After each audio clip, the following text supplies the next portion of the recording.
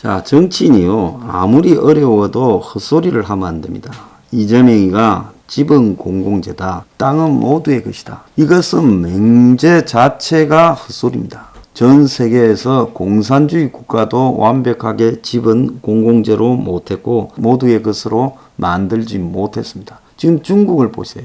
중국의 땅은 국가의 것이라 하면서 집값들이 천정부지로 뛰었다가 지금 부동산 폭락을 맞이하고 있고, 과거 구소련 때 스탈린이 그러면 집은 공공재라면서 지가 가지고 있던 별장에서 죽었잖아요. 모스크바 교회에 있는 거대한 별장, 미로처럼 되어 있었다며.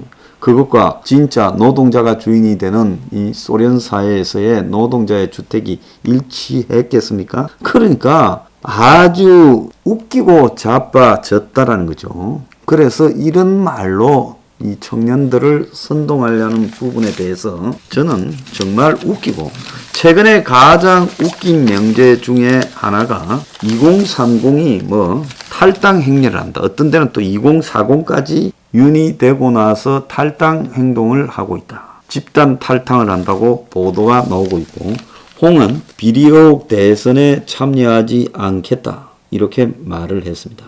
그래서 홍이 윤에 대해서 뺐다간 것과 그 다음에 2030, 2040 세대가 당원들이 잇따라 국민의 동당을 탕당하고 있다라는 이 명제 부분에서 제가 정말로 좀 웃긴다는 겁니다. 솔직히요, 이 기사들의 내용을 보면 윤이 선출되자 2030 중심으로 반발이 나오고 있다. 국민의힘 홈페이지 게시판 온라인 커뮤니티에 홍 의원의 2030 일부 지지자들이 노인의힘, 구태의힘, 도로한국당 등으로 깎아내리며 분노를 표시하고 탈당 신고서를 작성해 게시하는 인정을 하고 있다. 당원 56%를 차지하는 중노년층들이 당원 투표에서 윤에게 표를 몰아주니 2030 세대가 지지하는 홍이 낙마했다. 위장 당원이니 역선택이니 2030의 정치적 관심과 지지를 비하하고 조롱하는 노인의힘 대표 하나 바뀌었다고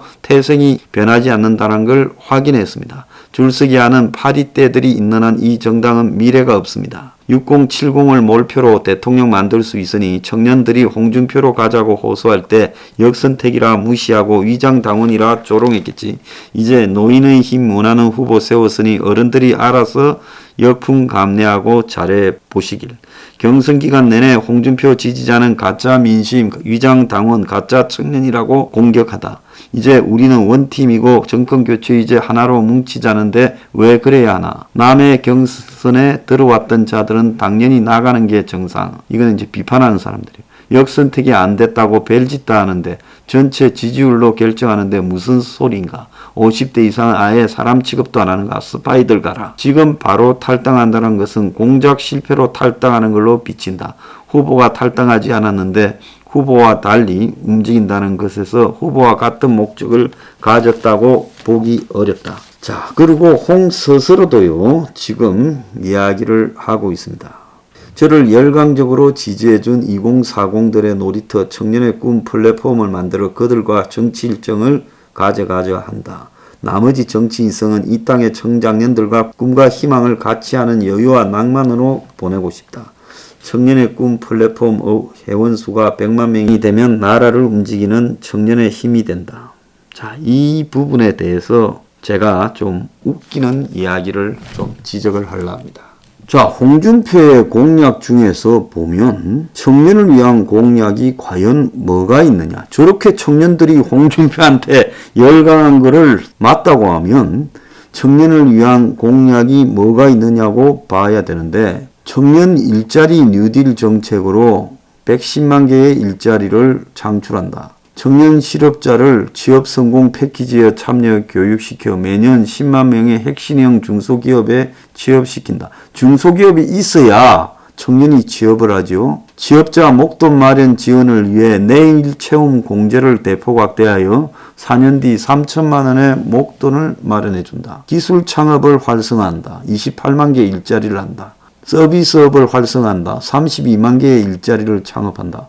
이거 맨날 하던 소리 아니에요? 보건복지 분야에서 청년에 대한 내용이 있습니까? 없어요. 이렇게 이제 교육에 있어서 돈 없는 학생도 공부하도록 4단계 희망사다리 교육 지원 제도로 뭘 지원해 주겠다, 뭘 지원해 주겠다, 이런 이야기밖에 없어요. 이재명이나 뭐가 다릅니까? 그 외에 도대체 이 홍준표가 청년을 이야기하는 부분은 제가 별로 들어보지 못했고, 이제 청년 복지라고 하는 부분에 대학생까지 교통할인 30% 확대, 글로벌 청년 인재 10만 육성, 아까 말한 뉴딜 정책으로 110만 개, 취업 성공 패키지 목돈 마련 지원, 청년 및 신혼부부에게 100만 원 주거 지원, 청년 전담 부처 신청, 이것밖에 없어요. 여태까지 모든 사람들이 하고 있는 거고, 실제로 홍준표가 돈 안 드는 대학 입시 제도를 정시로 2번 치는 거, 수능처럼.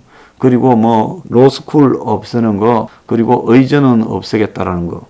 요런 정도가 답니다. 그래서 청년이 홍준표한테 열광할 이야기를 홍준표가 과연 했느냐라는 이야기부터 우리가 지켜봐야 됩니다.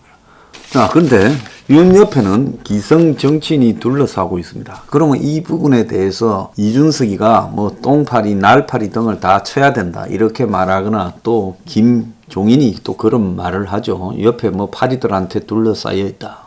자, 제가 볼 때 이준석과 김종인이 파리 때 이야기할 그럴 형편은 아닌 사람들이라고 저는 보고 있습니다. 그렇다면 윤은 어떻게 해야 되나? 주변에 있는 사람들도 어떻게 하겠습니까? 현실적으로 그들과 가까이 간다 하더라도 어쨌든 윤은 정책에서 홍준표와 그리고 더 나아가서 황교안이처럼 가면 안 된다. 황교안이가 왜 지난 총선에서 참패했는가? 또 홍준표가 왜 지난 대선에도 참패했고 이번에도 참패했는가?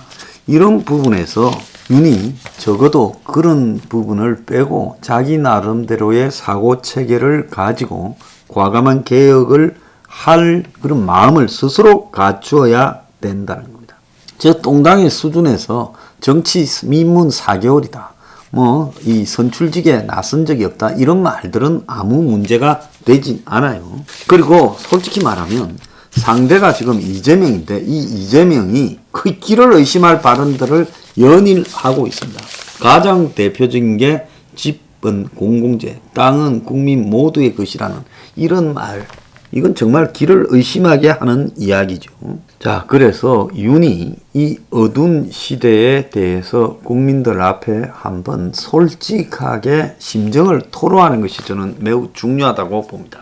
지금 이 시대는 성장이 멈춰지고 청년이 일자리를 찾지 못하는 구조적 그런 사회 변화의 시대라. 이 시대에서 무조건 해줄게라고 이야기하기보다 오히려 이런 문제들을 다 알고 있으니까 우리가 할 수 있는 범주 안에서 최선을 다해서 이 문제를 극복해 가자라고 하는 것이 매우 좋다는 겁니다. 이재명은 어차피 저런 식의 말로 끌어들일 수 있는 표는 30%가 안 됩니다. 이재명이 절에 가는 한, 대장동이 누르고 있는 한 이재명은 30% 밑에 함정에 갇혔다고 보고 있습니다. 앞으로 선거가 가면 갈수록 더 잘 안 될 거라고 보고 있습니다.